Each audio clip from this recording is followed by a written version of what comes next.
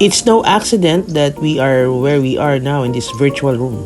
Emma Pass, who wrote the book entitled The Hybrid Teacher, said that before she starts teaching a unit with her students, she always addresses the question why. Why are we learning about this? Why will it be meaningful to you? Why will it be beneficial to your life? When teachers like us engage in reflective thinking, we keep trying to understand why we did what we did and why was it important. UNESCO defines literacy as the ability to identify, understand, interpret, create, communicate, and compute using printed and written materials associated with varying contexts. Literacy involves a continuum of learning that enables individuals to achieve their goals, to develop their knowledge and potential, and to participate fully in community and wider society. As 21st century educators, we have already realized the value of how to utilize technologies to our advantage, even before, during the pandemic, and post-pandemic. Digital literacy has become a life skill or a key competence. So let me walk you briefly through my personal journey to digital literacy. Back in the days, the Blackboard was so helpful in imparting the lesson to our students, until such time that cybernooks and e-learning became part of the school setting. With the growing number of educational software and integration of educational technology in the curriculum, I had no other choice but to adapt to the changing times, and I must admit, I truly enjoy the challenges brought by Industrial Revolution 4.0. Since the present generation is glued 24/7 to their mobile devices, I tried harnessing the use of the mobile phones in my classes. Even before the pandemic, I challenged my students to be 21st century educators and constantly be mindful of the use of technology in their classroom as part of digital literacy. So did you know that Industrial Revolution heavily influenced our educational system? That schools must produce graduates who can fill the demands of the labor market. So how many of you are users of these software and tools in teaching and learning? Perhaps you have maximized the usage of this during the pandemic. How familiar are you with this? 21st century educators allow their students to solve real-world problems, construct their ideas, use multiple sources, expand linkages and collaborate, engage in decision-making, experience different delivery systems, and allow them to do research updates. 21st century educators are considered to be channel, communicator, futurist, leaders, learners, exemplar, and collaborators. Teachers should develop the transversal skills of their students, and these are the 21st century skills, soft skills, generic skills, and non-cognitive skills. According to Partnership for 21st Century Skills organization, the following 21st century skills are relevant to the student's professional growth. 1. Learning and innovative skills that include communication, collaboration, critical thinking, creativity, innovation, problem solving.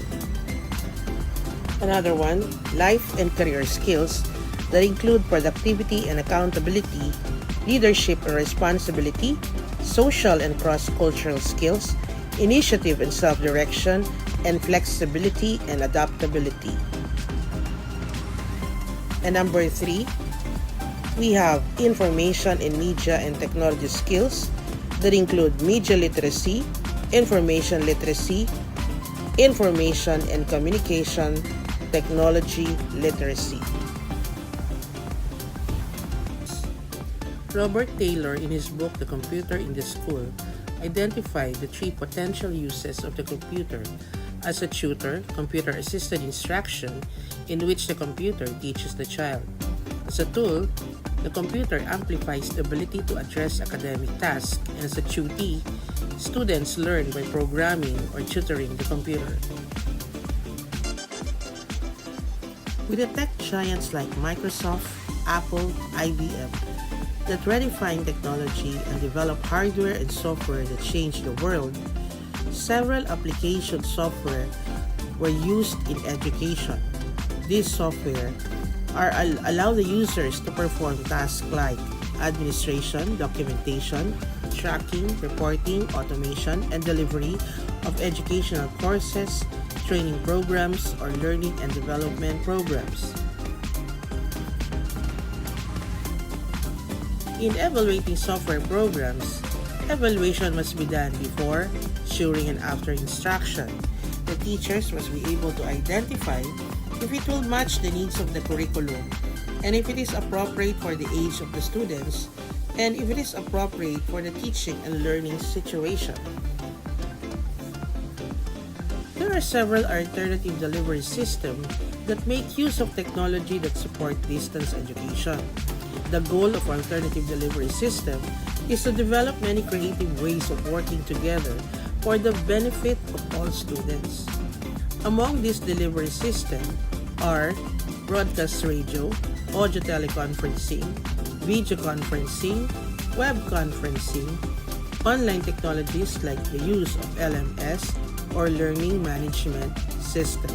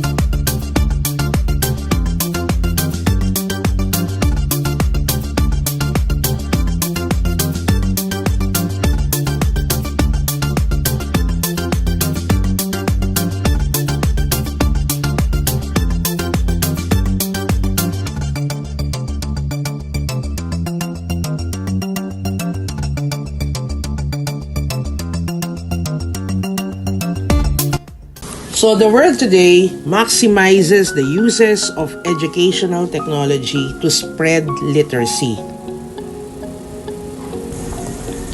So here's the challenge. As a teacher and a student at present, how will you keep on cultivating digital literacy? The Digital Literacy High-Level Expert Group in 2008 defined the concept of digital literacy as the skill acquisition process. Digital literacy is essential for achieving digital competence, the confident and the critical use of information and communication technology for work, leisure, learning, and communication. The term digital literacy today can be defined as the technological knowledge and skills necessary for the individuals who want to lead a productive life and to continue their personal development with lifelong learning activities and to contribute positively to society. With this definition, the literacies incorporated in digital literacy can be listed as information literacy, visual literacy, software literacy, technology literacy, and computer literacy. So digital literacy is the ability to navigate our digital world using reading, writing, technical skills, and critical thinking. It's using technology like a smartphone, a PC, an e-reader, and more to find, evaluate, and communicate information. An example would be the educational technology standards and performance indicators for all teachers. For example, it includes how teachers would demonstrate knowledge and skills about technology operations and concepts, application of technology to facilitate a variety of effective assessment and evaluation strategies. And that includes the use of technology to enhance productivity and professional practice. This also would include planning and designing learning environments and experiences supported by technology, implementation of the curriculum plans that include methods and strategies for applying technology to maximize student learning, as well as understanding the social, ethical, legal, and human issues surrounding the use of technology. With this data that 91% of the people in the world are cell phone or mobile owners, and that cyber crimes are a record high, it is a must for us teachers to therefore strengthen the teaching of digital literacy. So, digital literacy of the 21st century is not just about technical skills. It is also about the ability to know how to critically assess information and understand what it means and how it impacts people. According to the American Library Association, information literacy is a set of abilities requiring individuals to recognize when information is needed and have the ability to locate, evaluate, and use effectively the needed information. So, information literates simultaneously develop awareness of how one engages with the digital world, how one finds meaning in the information that he discovers, and how to articulate what kind of information was required, how to use information ethically, and understand the role one plays in the communication in your profession, and how one evaluates information for credibility and authority. So examples of information literacy would include grasping the basics of internet, examining and classifying information, developing search queries, understanding the justification and components of a citation, evaluating plausibility, usefulness, and websites, and referencing sources, and avoiding plagiarism. Visual literacy is the ability to identify and understand ideas communicated through actions or images, and be able to communicate ideas or images through imagery. According to survey, 65% of the people in the United States are considered by definition to be visual learners. So visual literacy is a set of abilities that enables an individual to effectively find, interpret, evaluate, use, and create images and visual media. There are many challenges that we teachers face in this digital era. We have to teach our students how to use technology responsibly, manage the information overload, and find ways to keep up with the ever-changing digital environment. We do not have a choice but to go with the flow. Digital literacy is a necessity.